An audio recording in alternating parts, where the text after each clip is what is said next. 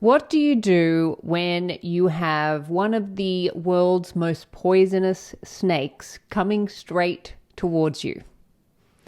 This was a situation I found myself in just earlier this week, and to my surprise and horror, I did everything wrong. I did everything you are not supposed to do when you have this kind of snake coming towards you. And the experience unfolded in a way that turned out to be such a powerful learning experience. And it highlighted one of the most important things we forget when we are faced with the thing that we do not want to be happening. So I wanted to share the story of what happened and the lesson that was revealed through one of the characters in this story, and how it applies to the thing that you are not wanting to see show up in your reality. This is such a powerful and important lesson that it took this experience to remind me of, and I wanted to share it with you today. My name is Hedley and I'm a Law of Assumption coach here on YouTube, and I am so happy you are here. If you would like to know more about me or my offerings, including one-to-one coaching and my new course, Recreate a Specific Person, which is all about recreating your consciousness around a specific person being anyone in your reality who causes you to forget who you are, which is the infinite I am of your reality. So if you'd like to know more information about that, check out all the details below or at my website, youaretheone.com.au. And if you are enjoying my channel and you are finding my videos helpful, then please do press that subscribe button on your screen. That would be much appreciated. Okay, let's get into it. I have had a few days to recover from this incident that happened earlier on in the week, where I did have a situation with this snake. It's called an eastern brown snake. It's one of the world's most poisonous and deadliest snakes. It's very common here in Australia, and in particular, the area where I live. I've seen a number of these snakes before, and anyone who lives in this area knows what to do if they come across one of these snakes. I know what to do when coming across one of these snakes. And yet, all of that knowing, all of that intelligence, all of that education, all of this education and knowing of everything I teach here on the channel just went right out the window in that moment, because I was so overcome with fear about what was happening. So I'll just share the story of what happened.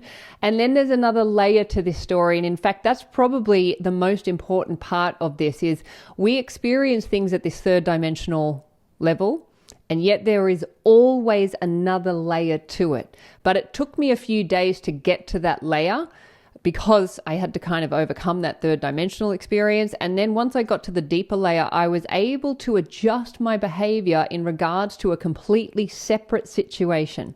So let me just give you the story. Earlier this week, I took Dora down to the beach, which I normally do, and on my way home, I was driving up my street. And as I was driving up my street and coming into my driveway, I could see a snake coming across the road, going quite quickly towards my garden. And I realized very quickly that was a brown snake. And immediately upon seeing the snake, I was like, oh my God, I do not want this snake going into my garden, because once it's in the garden, it can go anywhere.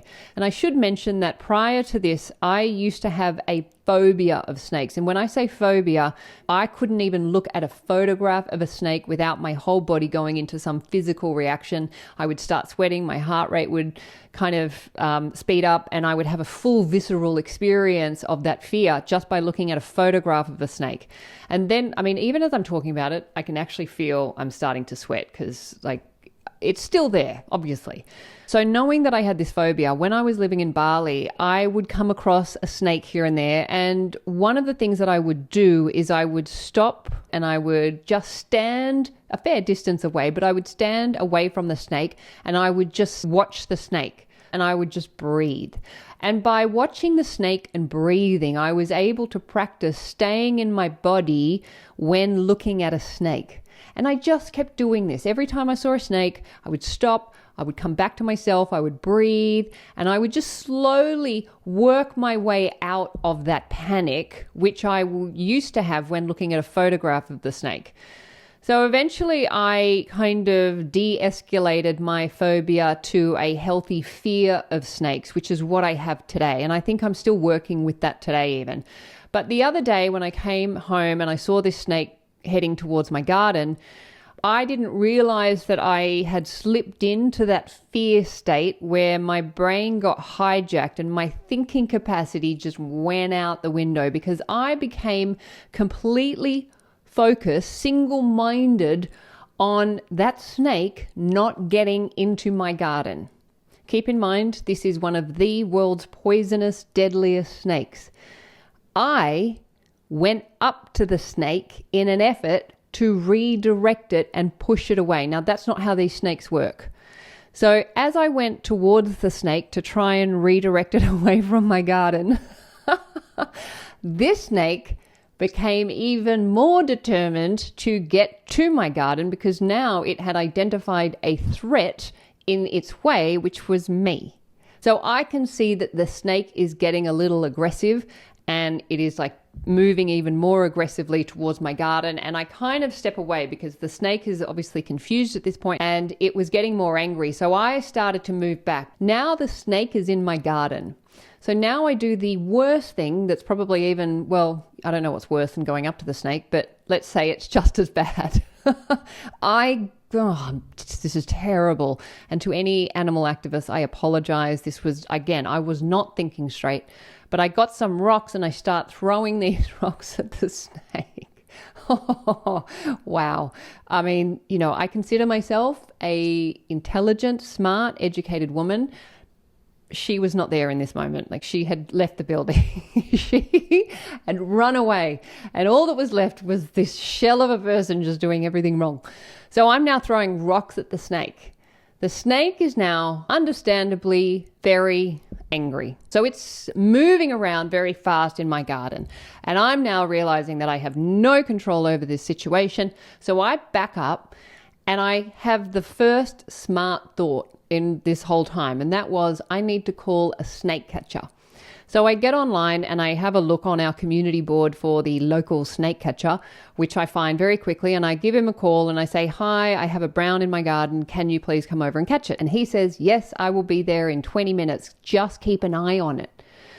Which is fine because now the snake's in my garden, I can see it, and I already got Dora inside. So I just stand against my car watching the snake. Again, I'm way too close to this thing, which is now angry and pissed off at me. And as I'm waiting for the snake catcher, the snake rises up and stands up and starts doing this. Apparently that is the attack formation. But anyway, so the snake is now upright in my gardens doing this. And at this point, and this is why this experience is so amazing. At this point, I have the thought, this would be a great time to catch up on some work emails. Yeah, awesome.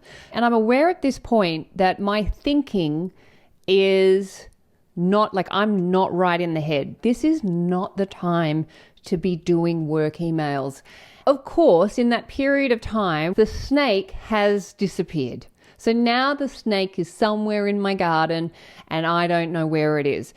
I realize that I should probably just not do anything at this point. I shouldn't go looking for it. I'll just wait for the snake catcher to come, which he does very quickly. And if you were to imagine a quintessential Australian snake catcher and what he would look like, that's exactly what he looked like. He was like this older version of Steve Irwin. He had his full khakis on. He had the hat. So he comes out with all of his gear and he's like, "Where is it?" And I'm like, "It's just over there." And he goes looking through the garden. Unfortunately, he doesn't catch the snake. He's convinced that it's gone on into the neighbor's garden. I'm not, but I still have to pay him anyway. And as I paid him, I said to him, "What should I do if I see the snake again?" And he says, "If ever you see a brown or any of these poisonous snakes, stop immediately. Stop what you're doing. Stop in your tracks and stay very still and wait for the snake to do its thing and then slowly back away." And I said to him, I did the absolute opposite of all of that. And he said, he's like, "Whoa, well, you are very lucky because these snakes, when they see a threat, they will attack. They will go for you. The snake catcher was like, you're very lucky. Don't do that again. And for that day, I was in a state of fear that there were snakes everywhere. I was just overcome by this fear. It was just a crazy day. Then when I woke up the next morning, I was just reflecting on this experience and I thought, where did this come from?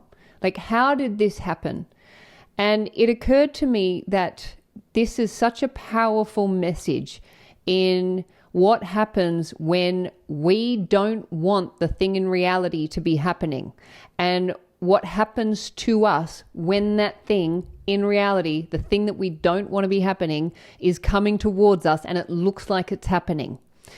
We go into a state of fight or flight or freeze where we are hijacked by that reptilian brain and we no longer have access to those thought processes that are going to keep you out of danger. And when we're hijacked by fear, we often do the thing that's going to put us in more danger.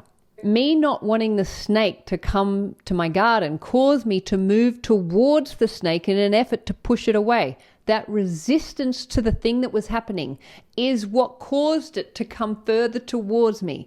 This is the power of resistance. When you are resisting the thing that you don't want to be happening, you are essentially moving it faster and quicker towards you, because that resistance is a powerful force. And we do it all the time with the things that we don't want to be happening in our reality. And the beautiful lesson in this is the lesson that the snake catcher shared, and which I wanted to share because I paid $140 for it. I mean, he didn't catch the snake, so I thought, well, I'm going to make use of this information. And that is, when that thing that you don't want to be happening is happening, stop. Stop the action you're taking in reality. Stop moving towards reality. Stop what you're doing and stay very still. And that can be both physically, it can be emotionally or mentally. Just come back to stillness, come back to your body, come back to your breath, come back to yourself, and remain still within yourself. Give yourself a few moments to just pause and recalibrate, because once that fear has taken over your brain, you're gone. I was so out of control. I had been so hijacked by that fear state that I was no longer in control of my actions or my thoughts. And then when the snake catcher says, then slowly back away, and the way I interpret that on a more metaphorical level is come back to I am. Come back to the one who is in command of the situation, because I was acting from the statement of I'm in danger, I'm under threat, I'm unsafe, and now I have to do something in resistance of that to avoid that. And of course, I'm only going to get more of the assumption that I'm already in, which is I'm in danger, I'm unsafe. And so after that, I was able to get back into I am. So back away into I am and come back to the state that you want to be in, not the one you're resisting. And it was such a powerful, powerful lesson. Once I was back in my body and I was home back in myself and I was back in I am, I was able to revise that situation, and also I was able to get the deeper message of that situation. This was trying to get my attention because there was another situation in my reality, completely different situation, where I was acting from a place of fear and I was taking action that was only possibly putting me more in danger. And this situation with the snake and the snake catcher enabled me to recognize that I was acting recklessly in this other situation because I was in fear. And it enabled me to stop, breathe, come back into my body, get back into I am. And then I was able to take action from the correct state of consciousness, which produced a completely different result to the one that would have been created if I remained in that state of fear. So your reality is your messenger, and it is always trying to help you. So while it appeared that this deadly snake was coming towards me, it was actually trying to get my attention to a completely different situation that I didn't even know I was out of control in. And that is how I was able to change my behavior in the other situation to produce a completely different result. And my goodness, I am so thankful to that situation. And I'm so thankful to the Australian snake catcher who stood in my driveway and literally gave me a spiritual lesson and said, when it's coming towards you, stop stay still, back away. Basically, stop doing what you're doing. Stop acting from fear. You're only putting yourself in more danger. Come back to yourself. Come back to I am. And then take the right action then.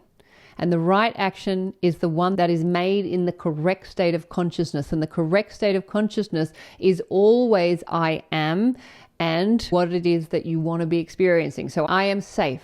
I'm protected. I am at peace. Or whatever the story might be. Your reality works in metaphors. And animals are often very powerful messengers. They're not here to hurt or harm you. They're here to give you a message if we're willing and open to listen to that message. And thankfully, after I got over my fear, I was able to hear that message. And as a side note, as part of my revisions, I did go into my imagination and I did have a chat with the snake and I apologized for throwing rocks at it. And the snake was like, you know what? That's fine. I totally get it. We're all good. So we are all good. We've worked it all out. We're just going to stay out of each other's way from here on. And next time you're faced with that situation that you do not want to be faced with, remember this story. Remember that snake catcher and his very potent message. Stop, stay still, and just slowly back away into I am. Have a beautiful week, and I will look forward to seeing you in the next video. Bye.